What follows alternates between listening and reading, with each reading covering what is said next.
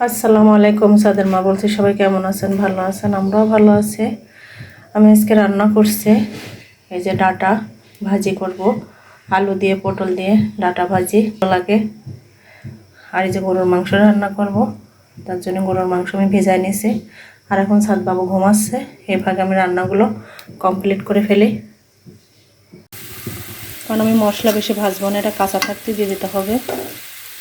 আমি এখন ডাটাগুলো দিয়ে দেবো, দিয়ে দিয়ে আমি খুব সুন্দর করে নেড়ে নেব। এগুলো হচ্ছে ডাটার শাক, ডাটা থেকে বের হয়েছে।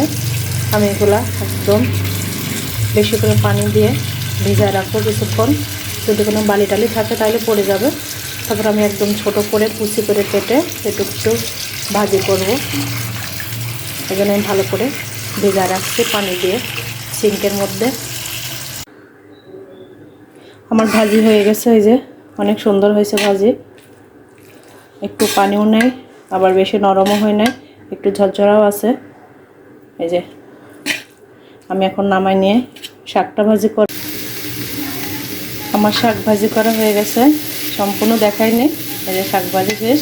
তাহলে আমি ডাটা দিয়ে কী করলাম, ডাটা দিয়ে মাছ দিয়ে রান্না করলাম, ডাটার শাক ভাজি করলাম, আর ডাটা দিয়ে পটল দিয়ে আলু দিয়ে ভাজি করলাম। শাক ভাজি করা হয়ে গেছে আমার। আলহামদুলিল্লাহ, আমার সব রান্না শেষ হয়ে গেছে।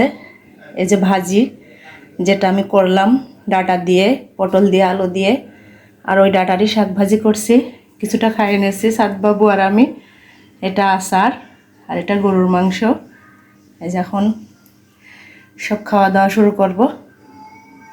সাদবাবু ঝামেলা করছে খাওয়ার জন্য, বড় ছেলেও।